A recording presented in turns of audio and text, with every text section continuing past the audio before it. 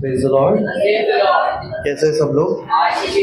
अब हम प्रार्थना करेंगे और हम शुरुआत करेंगे। सभी लोग अपनी आंखें बंद करेंगे। सर्वशक्तिमान प्रभु, हम आपको धन्यवाद देते हैं। खुदावन परमेश्वर राजा, धन्यवाद देते हैं राजा। यहाँ पर हम वचनों की भेंट लेकर राजा तेरे चरणों पर आते हैं। यहाँ पर आप बोलो और हम सुने राजा। यहाँ पर मैं नहीं खुदा, आप मेरे द्वारा सभी से बातें करिए मेरे खुदावन परमेश्वर। जो भी वचन आज यहाँ पर हम सीखेंगे खुदा, वो हमारे मनों में ग्रहण होने के लिए तू सहायता कर, शैतान उसे चुरा ना पाए, इसीलिए तू हमें सहायता कर खुदा। आगे का पूरा समय तेरे हाथ में समर्पित करता हूँ। प्रार्थना प्रभु यीशु के नाम से करता हूँ। पिता सुनो और ग्रहण करिए। आमीन। Praise the Lord. कैसे हैं सब लोग? आज का टॉपिक क्या है हमारा?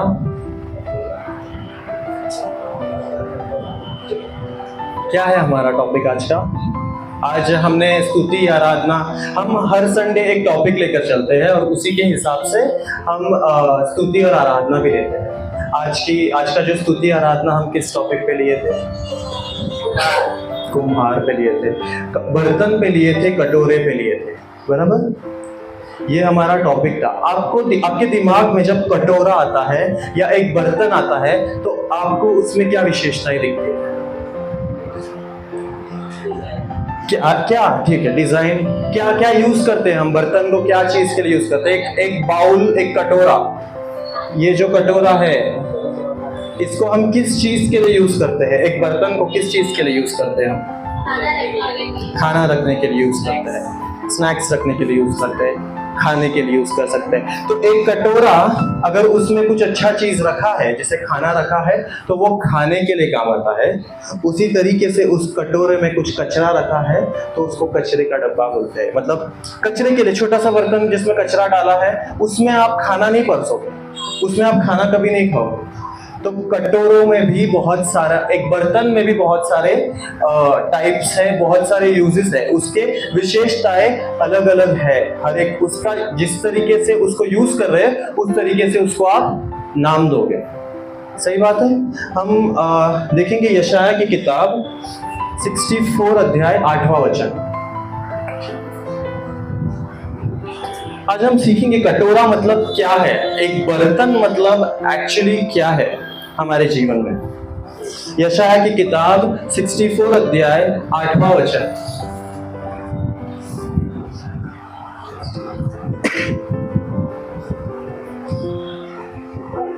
पढ़ो। तो भी हे यहोवा, तू हमारा पिता है, देख हम तो मिट्टी है और तू हमारा कुम्हार है। हम सब के सब तेरे हाथ के काम हैं। हालेलुया। वो क्या कहता है? तुम तो मिट्टी है, हम तो मिट्टी है। सबसे पहली बात, हमें हर एक चीज जो बाइबल में लिखा है उसके बारे में हमें समझना है। मिट्टी मतलब क्या है, कुम्हार मतलब क्या है, बर्तन मतलब क्या है, वो आज हमें समझना है। सबसे पहले मिट्टी क्या बोला है यहाँ पर? हम एक मिट्टी है। हम क्या है? मिट्टी है। हम मिट्टी है लेकिन फिर भी हम में घमंड है।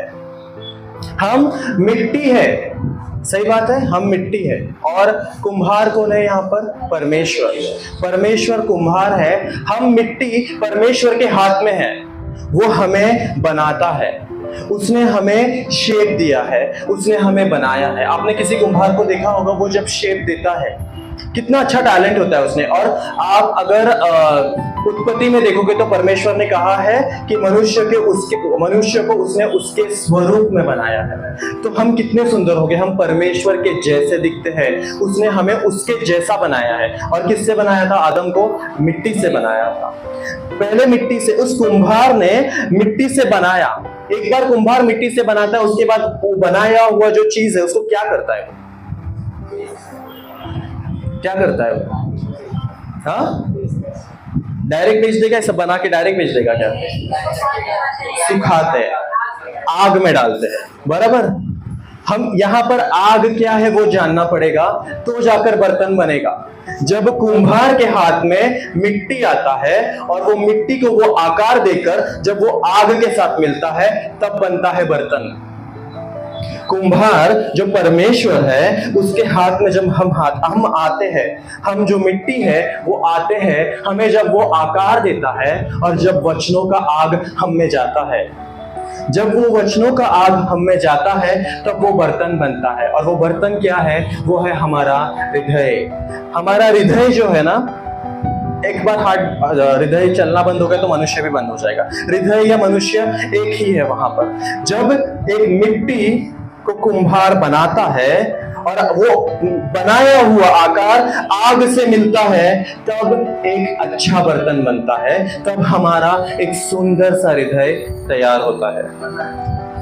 आमीन। इतना समझ में आ रहा है सबको?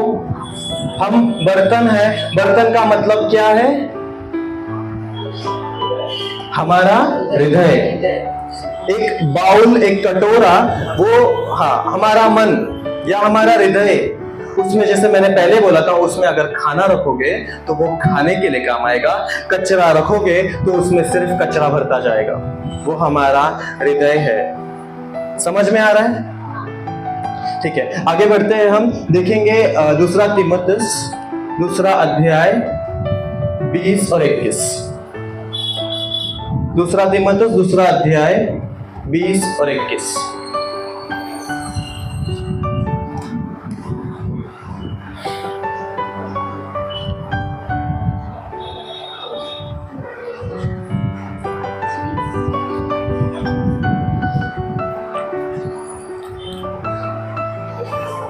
बड़े घर में न केवल सोने चांदी ही के, पर काठ और मिट्टी के बर्तन भी होते हैं। एक मिनट। बड़े घर में ना केवल, फिर से पढ़ो।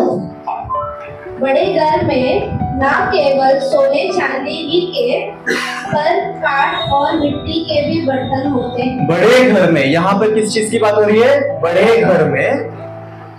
हमारा परमेश्वर का घर कैसा है? वो क्या बोला था? हमें आएगा, ले जाएगा। वो कहाँ जा रहा था? रिटर्न उसके पिता के घर पे जा रहा था। वहां पर वो हमारे लिए बड़ा घर बना रहा है। बड़ा घर बना रहा है। हमारा पिता, हमारे पिता का घर भी बहुत बड़ा है। आज आप किसी भी घर पे जाओ, ऐसे बहुत से घर है जहां पर टीवी नहीं होगा, फ्रिज नहीं होगा, वॉशिंग मशीन नहीं होगा। नीरज, ऐसे बहुत से घर होंगे जहां पे टीवी नहीं होगा, फ्रिज नहीं होगा, वॉशिंग मशीन नहीं होगा, लेकिन वहां पे बर्तन है ना। हर घर में बर्तन है। TV, fridge, oven, washing machine कुछ नहीं होगा, लेकिन वहां पे बर्तन जरूर होगा। बर्तन जरूर होगा। परमेश्वर ने इसीलिए हमारे हृदय को और हमें बर्तन कहा है, क्योंकि उसकी विशेषताएं है। हर एक घर में बर्तन की जरूरत पड़ती है। परमेश्वर को भी हमारा वो अच्छा हृदय चाहिए। फिर से पढ़ो वो। बड़े घर में न केवल सोने चांदी ही के, पर काठ और मिट्टी के बर्तन भी होते हैं। कोई आदर और कोई अनादर के लिए। आमीन। तो यहाँ पे क्या लिखा है? सोने, चांदी, मिट्टी, लकड़ी, सारे तरीके के बर्तन होते हैं। इसमें से कोई बर्तन आदर के काम आता है और कोई बर्तन अनादर के काम आता है। सही बात है। आदर, अभी आपके घर पे ना, माता सिस्टर, आपके घर पे एक अच्छा बर्तन होगा ना, जो आपने संभाल के ऊपर रखा है। जब भी कोई मेहमान आएगा तो आपको कप निकाल के देते हो, रहेगा ना। और घर के लोगों के लिए आपने सादा सा वो कप रखा है जिसका हैंडल टूटा हुआ है, रखा होगा ना। ऐसे बच्चे लोगों के लिए ऐसे रखते हैं हम लोग। हर किसी के घर पे, लेडीज लोग को बहुत अच्छे से पता है, वो लोग संभाल के रख लेते हैं। वो हैंडल टूटा हुआ कप रख लेते हैं, वो खुद यूज कर लेते हैं। कोई ऐसे स्टील का बर्तन होगा जो थोड़ा सा क्रैक आ गया है, तो भी हम यूज कर लेते हैं उसको। लेकिन अगर मेहमान आएगा ना हमारे घर पे, तो वो ऊपर जो रखा हुआ बर्तन है, मम्मी तभी बोलेगी, बेटा एक काम कर, वो ऊपर से बर्तन निकाल, आज मेहमान आने वाले हैं। वो कप, वो सॉसर, कप बशी जो बोलते हैं, उसको निकालेंगे, उसमें चाय देंगे। क्योंकि हर एक बर्तन की एक विशेष कारण है। जैसे यहाँ पे लिखा है, कोई आदर के लिए है तो कोई अनादर के लिए है। जैसे घर के बर्तन, हर एक बर्तन आप हर एक, जैसे कोई बर्तन डेली यूज के लिए है तो कोई बर्तन कोई स्पेशल रीजन के लिए है। तो परमेश्वर के बर्तन भी उसी तरीके से उसने बनाया है। हमें इस पे गौर करना है कि हम आदर के कारण है कि हम अनादर के लिए बनाया है। सोने चांदी का बर्तन वहां पर पहला बोला है, सोने चांदी का बर्तन क्या हम यूज करते हैं उसको? वो सोने चांदी का बर्तन ना हमेशा के लिए शोकेस में रहेगा। हमारे घर पे है तो नहीं, लेकिन अगर रहेगा तो भी शोकेस में रहेगा। वो सोने चांदी का बर्तन हम क्या यूज करेंगे? बाकी का जो लकड़ी और मिट्टी का बर्तन है ना, वो हम यूज करेंगे। वो अच्छा जो दिखता है ना, वो बर्तन हम यूज नहीं करेंगे, उसको संभाल के रख देंगे। वो सिर्फ दिखावे के लिए है। वो बर्तन जो बाहर से अच्छा दिखता है ना, वो दिखावे के लिए उस शोकेस में ही रहने वाला है। लेकिन जो बर्तन है ना, वो मिट्टी का बर्तन, लकड़े का बर्तन बहुत सस्ता है, टूट गया तो फिर से आएगा। हम भी वैसे हैं। वो जो मिट्टी है ना, टूटी हुई बर्तन, हमारा हृदय भी टूटता है, लेकिन परमेश्वर उसको बनाता है। हमें भी क्रैक्स आते हैं। जिस तरीके से स्टील के बर्तन में क्रैक आता है, हम यूज करते हैं ना, हमारे जीवन में भी क्रैक आता है। सब कुछ आता है, लेकिन परमेश्वर उसको जोड़ता है। उसको थोड़ा सा गर्म करो तो वो जुड़ जाएगा। वो जो आग है ना, परमेश्वर का वचन में जो बोला, परमेश्वर का वचन जो आग उसको दिया ना, वो फिर से जुड़ जाएगा। वो बर्तन फिर से तैयार हो जाएगा। समझ में आ रहा है कि बहुत फास्ट बोल रहा हूं? थोड़ा फास्ट बोल रहा हूं क्या? ठीक है, समझ में आ रहा है लेकिन सबको? एक और बार पढ़ोगे? बड़े घर में ना केवल सोने चांदी ही के, पर काठ और मिट्टी के बर्तन भी होते हैं, कोई आदर और कोई अनादर के लिए। ठीक है, यहाँ पे क्या बोला है? हर एक बर्तन आदर के लिए नहीं है, और हर एक बर्तन अनादर के लिए भी नहीं है। जिस तरीके से सोने चांदी की बात मैंने किया था, हम बहुत से लोग हैं जो यहाँ पर आएंगे और हालेलुया हालेलुया हालेलुया हालेलुया करेंगे, करके जाएंगे, धन्यवाद बोल के जाएंगे, लेकिन बाहर जैसे जाओगे ना, वैसे आपको उनका असली रूप दिखेगा। जैसे बाहर जाओगे उनका असली रूप दिखेगा आप लोगों को। तो वो दिखने के लिए बहुत अच्छा है। कलीसिया में वैसे लोग दिखने के लिए बहुत अच्छे लगते हैं। सब कुछ करेंगे कलीसिया में, दिखने के लिए इतने अच्छे लगेंगे ना कि इतना पवित्र है, इतना अच्छा है, इतना चमक रहा है। वो सोना इतना चमक रहा है, क्योंकि सोना और चांदी ज्यादा चमकता है, लकड़ी और मिट्टी चमकता नहीं। वो चमकता नहीं और कोई देखेगा भी नहीं उसके तरफ। लेकिन इतने लोगों में ना, वो इंसान जो बहुत कर रहा है ना, वो ज्यादा दिख के आएगा, चमक रहा है, लेकिन उसका जीवन कैसा है वो परमेश्वर को पता है, हमें नहीं पता। आमीन। आगे बढ़ते हैं हम। देखिए, प्रेरितों की किताब 9वां अध्याय 15वां वचन, Acts 9:15। प्रेरितों की किताब 9वां अध्याय 15वां वचन।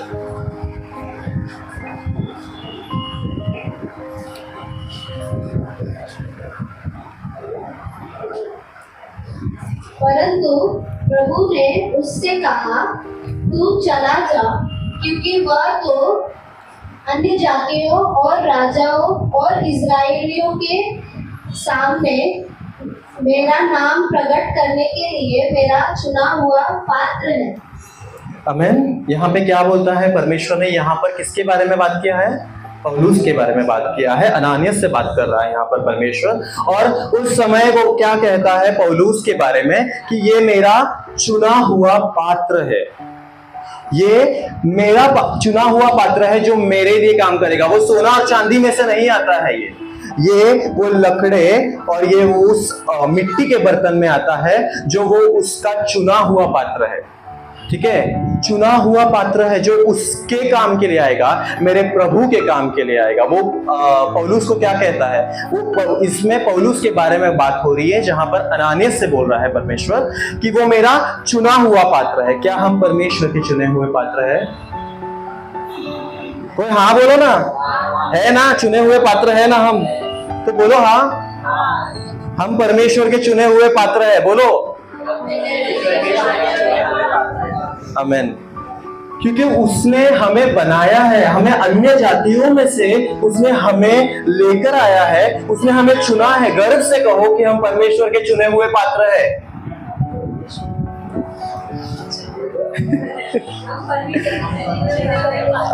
क्योंकि वो हमें गर्व होना चाहिए। हम देखो, भटके हुए लोग हैं बाहर, बहुत सारे लोग हैं जिसको प्रभु के बारे में पता नहीं है, और पता है तो भी यहाँ पर आज नहीं है वो लोग।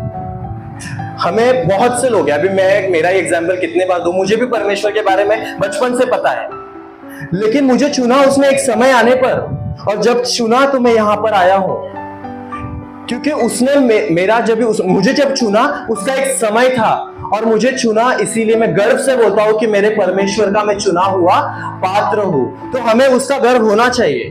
वो जो बर्तन है जो उसने बनाया है, वो जो बर्तन है उसे हमें कैसे रखना है वो भी हमें जानना है, क्योंकि हम उसके चुने हुए पात्र हैं।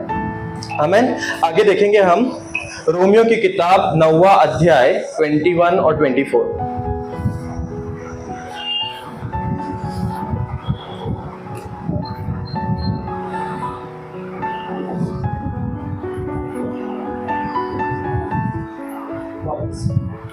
रोमियो की किताब 9वां अध्याय 21 से 24।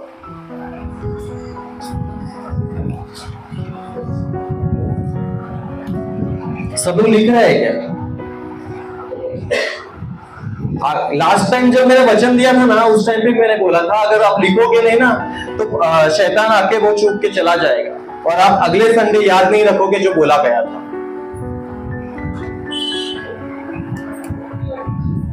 पढ़ो।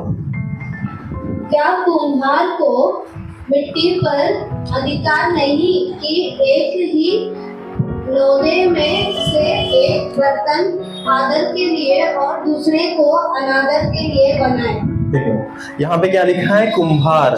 एक कुम्हार जो है ना, आप देखोगे तो वो ही कुम्हार है जो खाने के लिए, खाना बनाने के लिए एक बर्तन बनाता है, तो वही कुम्हार वॉशरूम में यूज करने के लिए भी बनाता है।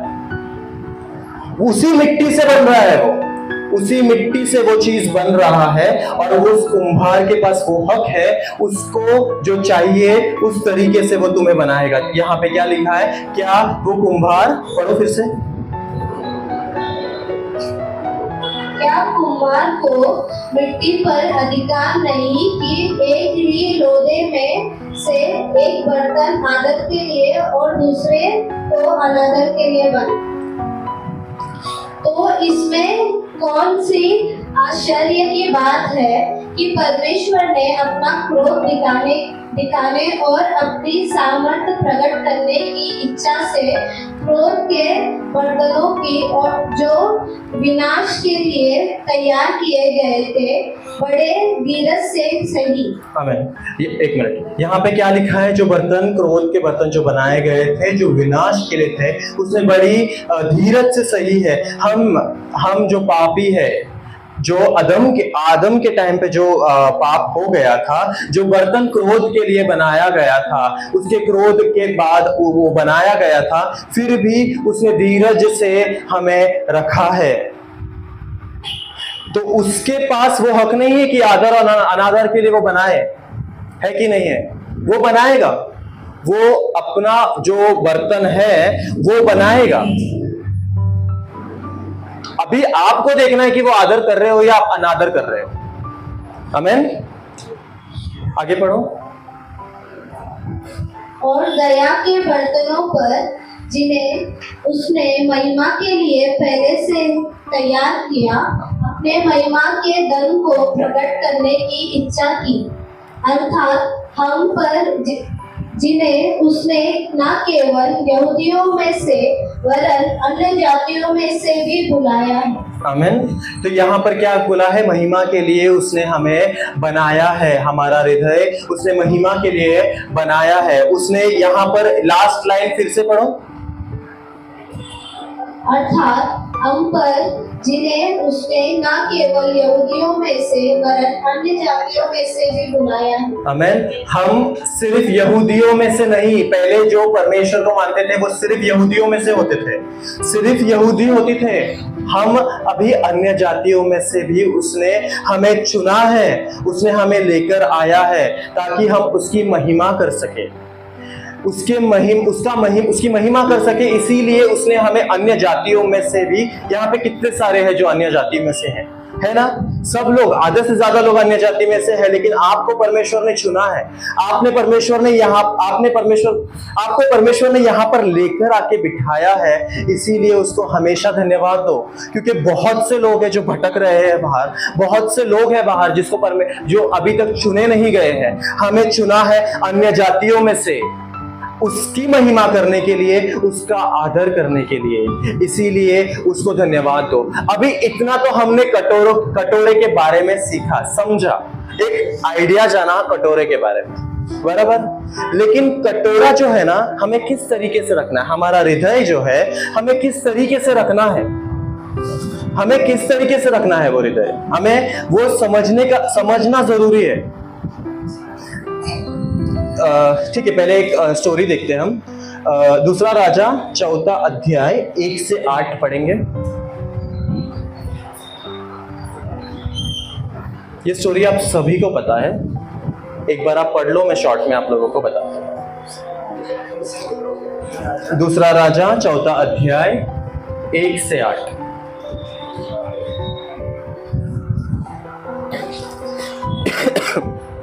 पढ़ो। भविष्यवक्ताओं के चेलों की पत्नियों में से एक स्त्री ने एलिशा की दुहाई देकर कहा, तेरा दास मेरा पति मर गया और तू जानता है कि वह यहोवा का भय मानने वाला था। एक मिनट, यहाँ पे क्या था? एक स्त्री थी जिसका पति यहोवा का भय मानने वाला था। यहोवा का भय मानने वाला वो इंसान जो यहोवा चाहता है वो सब चीज करता है, सही बात है। लेकिन फिर भी वो मर गया। जरूरी है कि हम यहोवा का भय मानेंगे तो हम मरेंगे नहीं, मरना सबको है, सही बात है। ये जीवन है 2 दिन का, ठीक है, 2 दिन का है ये जीवन। यहोवा का भय मानो या नहीं मानो, आपको मरना है, सही बात है। तो उसी तरीके से वो क्या बोलती है कि वो यहोवा का भय मानता था और वो मर गया। किसके पास गया था? वो एलिशा के पास जाकर वो दोहाई दे रही थी और कह रही थी कि क्या कह रही थी? तेरा दास मेरा पति मर गया और तू जानता है कि वह यहोवा का भय मानने वाला था, पर जिसका वह कर्जदार था वह आया है कि मेरे दोनों पुत्रों को अपने दास बनाने के लिए ले जाए। एक मिनट, तो उसके बाद क्या हुआ? अभी वो विधवा हो गई है। वो औरत जो रो रही है एलिशा के पास जाकर, ये बोल रही है कि मेरा पति मर गया है, वो यहोवा का भय मानने वाला है, वो मर गया है। अभी मेरे 2 बच्चे हैं, और मेरे दरवाजे पे लोग आए हैं कर्ज मांगने के लिए, वो पैसा मांगने के लिए मेरे दरवाजे पे आए हैं। मैं क्या करूं? वो बोलते हैं दोनों बच्चों को लेकर जाएंगे और वो उनके पास रख लेंगे, मैं क्या करूं? मैंने क्या किया है ऐसा जो मेरे बच्चों को भी तू लेकर जा रहे हैं? मैंने तो और मेरे पति ने तो यहोवा का भय माना था। आगे पढ़ेंगे। एलिशा ने उससे पूछा, मैं तेरे लिए क्या करूं? मुझे बता कि तेरे घर में क्या है। एक मिनट, तो ये क्या हुआ? इधर क्या बोला एलिशा को? तेरे घर में क्या है? वो बेचारी विधवा, उसके घर पे जाके ये एलिशा पूछता है कि तेरे घर पे क्या है, मुझे बता। अब वो क्या बोलेगी? भाई मेरे पास ही कुछ नहीं है, तू मेरे से मांग रहा है कि तेरे पास अभी क्या है? सही बात है ना, पति मर गया है, बच्चे को ले जाने के लिए आ गए हैं, कर्ज में हूं मैं, अभी मेरे पास क्या है? तू मेरे को पूछने को आया है, मेरे पास आ रहा है पूछने के लिए, तू मेरे को लाके देना चाहिए, तू मेरे को ये बोल रहा है कि तेरे पास क्या है ये मेरे को बता। आगे बढ़ेंगे। उसने कहा, तेरी दासी के घर में एक हंडी तेल को छोड़ और कुछ नहीं। बस इतना ही है उसके पास, एक हंडी तेल, थोड़ा सा तेल है उसके पास। आप इतना तेल रख के घर पे खाना बना सकते हो क्या? तेल पी सकते हो, उबाल कर तेल पी सकते हो, भूख मिट जाएगी क्या? एक हंडी तेल है उसके पास और उसके घर पे और कुछ भी नहीं है। और वहां पे एलिशा जाके क्या पूछ रहा है? तेरे पास और क्या है? और क्या है तेरे पास? मतलब तेरे पास क्या है और क्या नहीं, तेरे पास क्या है? तो बोलती मेरे पास सिर्फ एक हांडी तेल है और कुछ नहीं है। भाई आगे बढ़ो। उसने कहा, तू बाहर जाकर अपनी सब पड़ोसिनी से खाली बर्तन मांग ले। वो बोलती खाली बर्तन मांग ले। अभी ये पहले से कर्ज में है, वो बाकी के पास, लोगों के पास जाके भीख मांगेगी, बोलेगी कि मेरे को बर्तन दे, मेरे को बर्तन दे, अभी मेरे को खाली बर्तन चाहिए। मेरे को एलिशा ने बोला है कि खाली बर्तन लेकर आ। समझ में आ रहा है स्टोरी? समझ में आ रहा है? यहां तक सबको समझ में आया स्टोरी? सब ध्यान दे रहे हैं ना? सबको स्टोरी समझ में आया ना? तो वो क्या बोल रहा है? खाली बर्तन चाहिए। अभी एक गरीब विधवा एक घर में, आप सोचो आपके गली में, आपके एरिया में एक गरीब विधवा है, उसके 2 बच्चे हैं, उसके घर पे कर्जदार आ रहे हैं और वो आपके घर पे आके बोलेगी खाली बर्तन दे। क्या मुंह से लेके जा, क्या कौन देगा उसको बर्तन?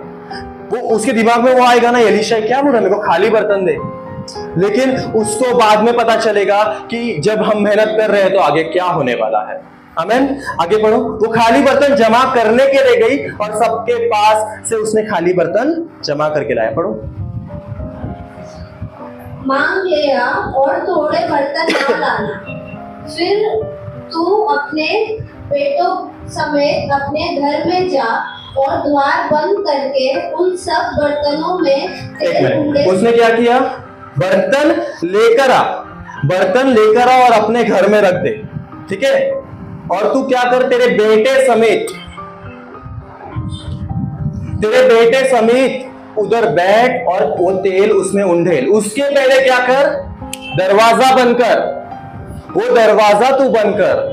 वो दरवाजा जो तेरे हृदय में वो तेल को उंडेलने को, जब तू तेल उंडेलने वाली है ना, वो तेल उंडेलने से पहले वो जो दरवाजा है कलीसिया के अंदर आने से पहले, जब तुम संसार के बारे में जो सोच रहे हो ना, वो दरवाजा बंद करो।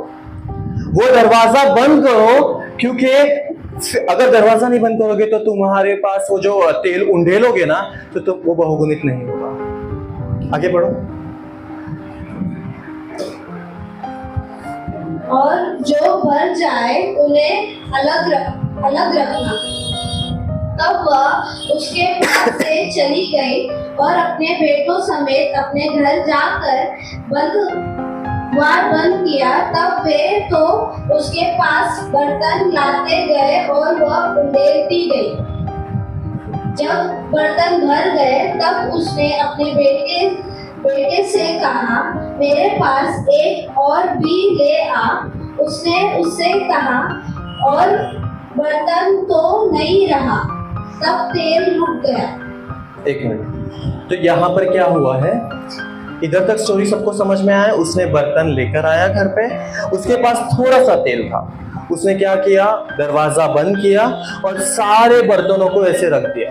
ठीक है। हम सुबह सुबह पानी भरते हैं ना, छोटा छोटा बर्तन रखते हैं, और वो क्या पता अगले दिन पानी आएगा कि नहीं आएगा, तो सारे बर्तन में पानी भर के जमा करके रखते हैं। शाम तक हमको यूज करना होता है ना, हम ये करते हैं छोटा छोटा बर्तन। उसी तरीके से उसने सारे एरिया के सारे लोगों से बर्तन लेकर आया, बर्तन रखा घर पे, और वो तेल, इतना सा तेल था, इतने से तेल को वो उंडेलते गई और वो सारे बर्तन मुंह से मुंह भरते जा रहा था, लेकिन वो तेल खत्म नहीं हो रहा था। लेकिन उसने सबसे पहले उस दरवाजे को बंद किया। उसने क्या कहा था वहां पर? उस दरवाजे को बंद कर।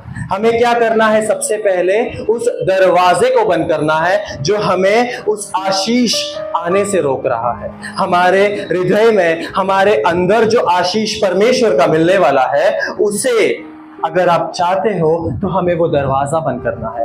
वो दरवाजा जो हमें नशे की ओर लेकर जाता है, वो दरवाजा जो हमें गलत चीजों की ओर लेकर जाता है, वो दरवाजा जो हमें लोगों से नफरत करने ले जाता है, झगड़ा करने के लिए ले जाता है, जलन करते हैं, हम नफरत करते हैं, एक दूसरे से बैर रखते हैं, क्षमा नहीं करना चाहते। ये सारी चीजें जब हम हमारे दिल में रखते हैं और वो दरवाजा जब हम बंद नहीं करते, वो दरवाजे से जब हम बाहर निकाल के नहीं देखते हैं, तब तक हमें परमेश्वर का आशीष नहीं मिलेगा। सही बात है।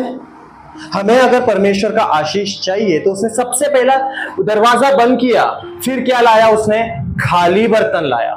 क्या लेकर आया? आज ज्योति का प्रार्थना सुना था ना, मुझे खाली कर दे ताकि तू मुझ में भर जाए। आज प्रार्थना में बोला था ना, तो परमेश्वर को क्या चाहिए? खाली बर्तन चाहिए। खाली बर्तन चाहिए, उसके अंदर कुछ नहीं चाहिए उसको। अगर आप कना नगर के का स्टोरी भी देखोगे तो पहले खाली बर्तन को लाया और उसको मुंह से मुंह भरा, तभी उसको मुंह से मुंह आशीष मिला, मुंह से मुंह, तभी वो पानी दाखरस में बदला था। तो हमें हमारा हृदय जो है ना, उसको खाली करना जरूरी है। हम क्या होता है मालूम है? हम अच्छा कुछ भी करो ना, सबसे पहली बात हमें पीपल प्लीजिंग हो जाते हैं। हम क्या मतलब लोगों को खुश करने के लिए लोगों को खुश करना हमें पसंद है, इसीलिए हम क्या करेंगे, कलीसिया में आएंगे, अच्छा दिखाएंगे कि मैं जैसे कलीसिया में आया, हालेलुया हालेलुया हालेलुया, ये किया। मैंने पास्टर थॉमस ओलेदर का एक वचन सुना था जहां पर वो बोल रहे थे, पास्टर थॉमस ओलेदर का एक वचन सुना था जहां पर वो बोल रहे थे कि लोगों को जब ये मिलता है ना, अन्य भाषा का जो वरदान मिलता है, ये अलग अलग वरदान मिलते हैं ना, तो परमेश्वर ने एक चीज कहा है कि अगर आपको वरदान मिला तो वापस नहीं ले। तो लोग ऐसे हैं जिसने अपने हृदय को खाली किया, उनको वरदान मिला, लेकिन फिर से उन्होंने अपने हृदय को गंदा किया है।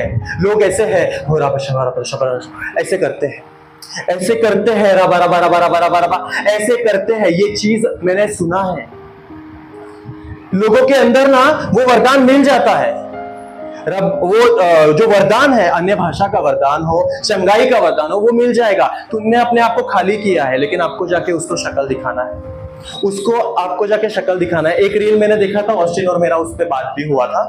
तो क्या है मालूम है, आज अगर हमने अपने मन को साफ किया ना, तो हमारा एक वकील बैठा है जो हमें संभालेगा। ठीक है, एक कहानी मैं आपको बताता हूँ। एक औरत होती है, वो बहुत पाप करती है, ठीक है, उसने व्यभिचार किया होता है, उसने लोगों का मर्डर किया होता है, ऐसे बहुत सारे पाप किए होते हैं उस औरत ने। ठीक है, तो क्या होता है, लोग उसको लेकर जाते हैं कोर्ट में। ठीक है, जब कोर्ट में लेकर जाते हैं ना उसको, तो उस टाइम पे उसको सजा दी जाती है कि फांसी की सजा दी जाती है। ठीक है, अभी फांसी की सजा दी जाएगी तो उसके परिवार वाले रोएंगे, उसके परिवार वालों को दुख होगा, बराबर। किसी को भी, मुझे फांसी की सजा हो गई तो मेरे घर वाले रोएंगे ना, तो उसी तरीके से किसी को भी फांसी की सजा हो, अगर कुछ किया है तो घर वाले रोएंगे, उसके घर वाले बहुत टेंशन में है। वहां पे एक आदमी आता है, वो जाकर जब ये कटघरे में खड़ी होती है ना, तो इधर समझो कटघरा है, तो वहां पे आके खड़ा होता है वो आदमी, और वो उसको प्रूव करता है कि ये गलत नहीं है। ठीक है, उस समय वो प्रूव करता है कि गलत नहीं है, वो उसके क्या बोलते हैं, बेल देते हैं ना, वकालत कर देते हैं और उसको छुड़ा देता है। गलत करती है, उसका जो भी था वो सारे चीजें निकाल कर उसको क्या बोलते हैं, उसकी सजा माफ हो जाती है। वो औरत चले जाती है घर पे, जाती है, 1 महीने बाद पता चलता है वो औरत ने फिर से वो सारी चीजें उसने फिर से रिपीट किया, और उसी कोर्ट में वो वापस आती है।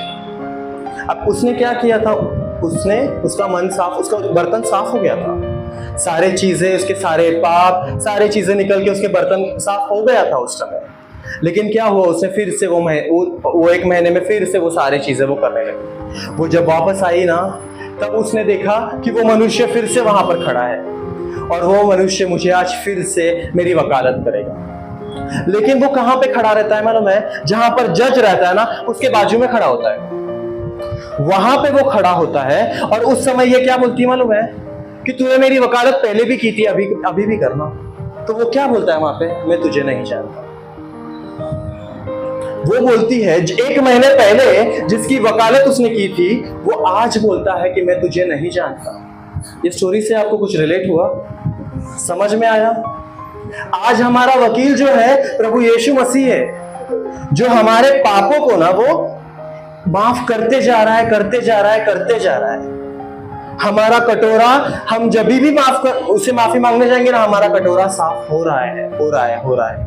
लेकिन जिस समय हम उसके पास जाएंगे, तब वो हमारी वकालत नहीं करेगा, तब हमारे पिता के सामने वो बैठेगा, बाजू में वो बैठेगा, और तब हम जाएंगे ना, तभी प्रभु यही कहेगा, मैं तुझे नहीं जानता। समझ में आ रहा है स्टोरी?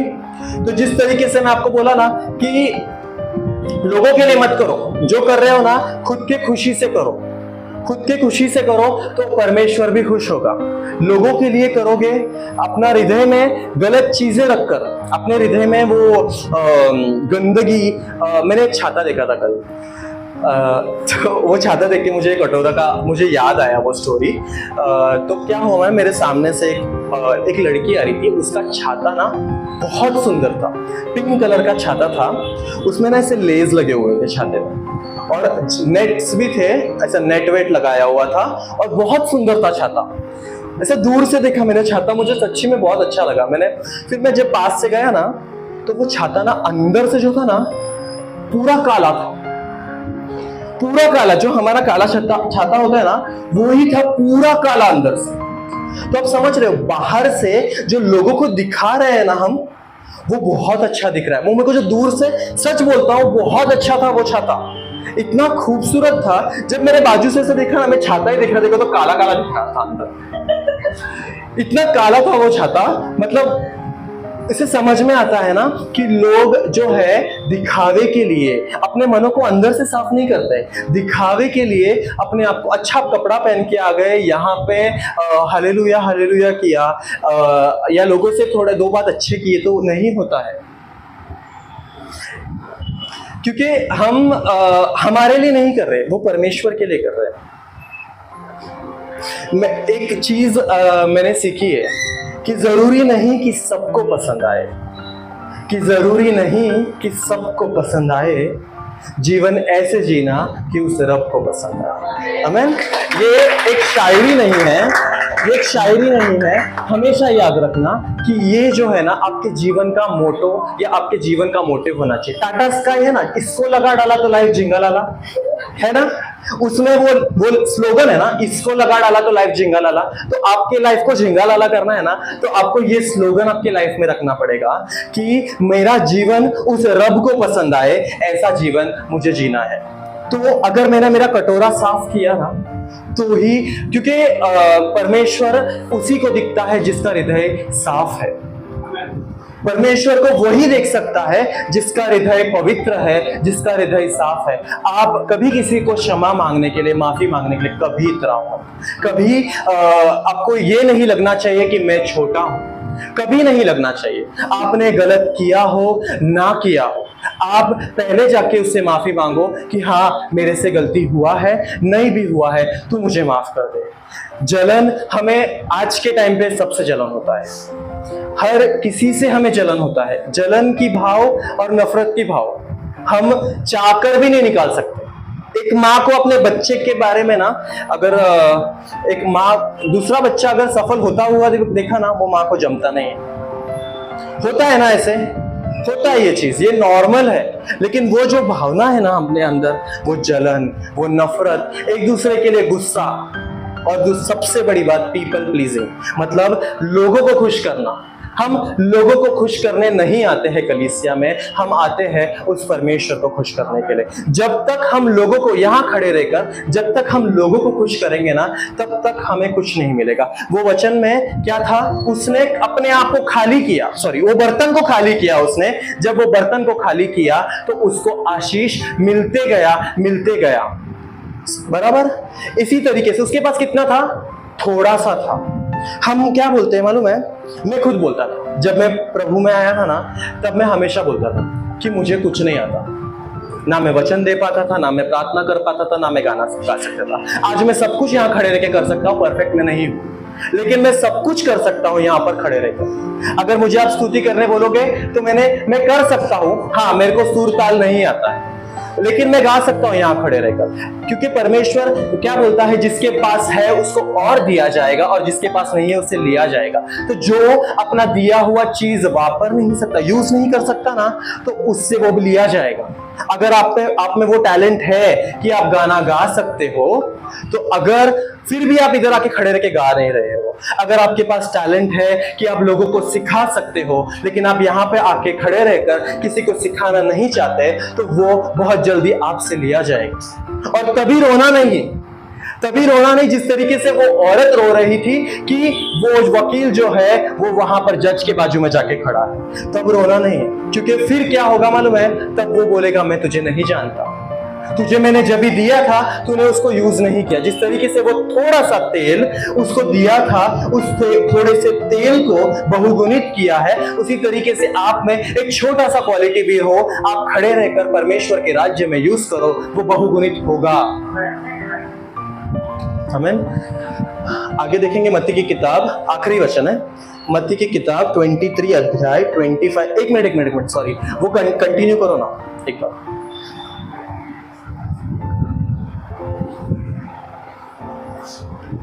तब उसने जाकर परमेश्वर के भक्त को यह बता दिया और उसने कहा, जा तेल बेचकर ऋण भर दे और जो रह जाए उससे तू अपने पुत्रों सहित अपना निर्वाह करना। आमीन। यहाँ पे सबसे पहले क्या हुआ है, उसने क्या बोला था? बस। वो तेल को उसने बस बोला। जिस समय उसने उस तेल को बस बोला, उसको वो तेल उंडेलना बंद हो गया। आपको आपके जीवन में कभी बस नहीं बोलना है। आपको आपके जीवन में परमेश्वर में और कितना करूं, बस कभी नहीं बोलना। हमेशा बोलना मुझे और चाहिए, क्योंकि जिस तरीके से वो तेल उंडेलना बंद हो गया था ना, जिस तरीके से वो तेल बंद हो गया था, उस तरीके से आपके जीवन में परमेश्वर का आशीष आना बंद हो जाएगा। इसीलिए हमें कभी परमेश्वर को यह नहीं बोलना चाहिए कि परमेश्वर बस मुझसे और नहीं होता, या बस मुझे और नहीं करना। हमें हमेशा ये बोलना है, और चाहिए, मैं और करूं, मैं और क्या करूं परमेश्वर, ये मुझे तू बता। नहीं आता है उससे पूछो। जब आप आते हो ना परमेश्वर के राज्य में, जब मैं आया था तब मैं परमेश्वर को यही बोला था, परमेश्वर मैं नहीं जानता मेरे में क्या टैलेंट है, मैं क्या कर सकता हूँ। आज भी मुझे लगता है मेरे में कोई टैलेंट नहीं है, लेकिन फिर भी मैं यहाँ पर खड़े रहकर प्रार्थना, स्तुति या जो भी है वो सब करता हूँ, क्योंकि मुझे पता है वो परमेश्वर मेरा साथ देगा। यहाँ पर मैं खड़े रहूं तो वो साथ देगा। आज का वचन मैंने रेडी किया ही नहीं था। मैं सच बोलता हूँ, हफ्ता भर ये टॉपिक ना, ट्यूसडे को जब टॉपिक बनाया था ना, हम लोग ट्यूसडे या वेडनेसडे को मिलकर टॉपिक डिसाइड करते हैं। अश्विन के घर पे जब टॉपिक डिसाइड किया ना, हफ्ते भर मैंने एक ही चीज शरद को बोला है कि मेरा रेडी नहीं हुआ है, मुझे कुछ समझ में नहीं आ रहा है। हफ्ते भर मैंने यही चीज बोला है, लेकिन आज यहाँ पे खड़े रहकर मुझे ऐसा लगता है कि पवित्र आत्मा मेरे द्वारा बातें कर रहा है, क्योंकि मुझे कुछ भी नहीं था। मैं ब्लैंक था जब यहाँ पे खड़ा था। मैंने सिर्फ वचन लिख कर आया था। मैंने कुछ भी नहीं सोचा था कि मुझे क्या बोलना है। इसीलिए जब आप वो थोड़ा सा दोगे ना, तो वो बहुगुणित होगा और उसका आशीष आप पे उंडेलते जाएगा। आमीन। ठीक है। और उसने क्या बोला था? बस। और उसके बाद क्या हुआ? आगे क्या हुआ? उसने वो तेल बेचा और उसने अपने कर्ज को चुकाया। उसको कर्ज था ना, कर्जा था उसके औरत के घर पे, तो उसने कर्जा चुकाया और उसके पास और भी तेल बचा। तो अगर आपने आपके हृदय को खाली किया और परमेश्वर के आशीष से आप भरते जाओगे, तो आपके जीवन में भी जो पैसे का प्रॉब्लम हो या काम का प्रॉब्लम हो, कर्जे की प्रॉब्लम हो, वो सब ऐसे निकलते जाएगा और आपके घर में पैसे की कभी कमी नहीं रहेगी, आशीष की कभी कमी नहीं रहेगी, क्योंकि वो हमें देता रहता है। अगर आप थोड़ा सा दोगे, जैसे दो तो तुम्हें दिया जाएगा, तो आप थोड़ा सा दो, वो तुम्हें बहुत देगा। आमीन। देखेंगे हम मत्ती की किताब 23, 25 से 26। बहुत फास्ट बोल रहा हूं ना मैं? सही है ना? समझ में आ रहा है सबको? मत्ती की किताब 23 अध्याय 25 से 26। हे कपटी शास्त्रियों और फरीसियों, तुम पर हाय, तुम कटोरे और थाली को ऊपर से तो मानते हो, परंतु वे भीतर अंधेर और असंयम से भरे हुए हैं। आमीन। हे अंधे फरीसी, पहले कटोरे और थाली को भीतर से मांझ की वे बाहर से भी स्वच्छ हो।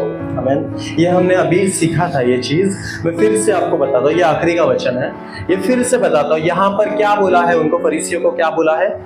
यहाँ पर क्या बोल रहा है कि तुम अंदर बाहर से तुम्हारे जो बर्तन है तुम साफ कर रहे हो, बाहर से तुम साफ कर, जैसे मैंने बोला यहाँ पर आकर तुम पवित्र बताते हो अपने आप को।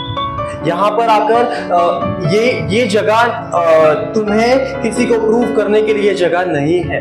हम यहाँ पर किसी को प्रूव करने नहीं आते हैं। मैं यहाँ पे खड़े रहकर वचन दे रहा हूँ तो आप लोगों को खुश करने के लिए नहीं, कि ये बताने के लिए नहीं कि हाँ मैं वचन दे सकता हूँ, इसीलिए नहीं दे रहा है। हम करना है तो वो परमेश्वर के लिए करना है हमें। तो वो अंदर से जब तक अपने गंदगी नहीं निकाला, जिस तरीके से उसने खाली बर्तन ला है, परमेश्वर क्या बोल रहा है?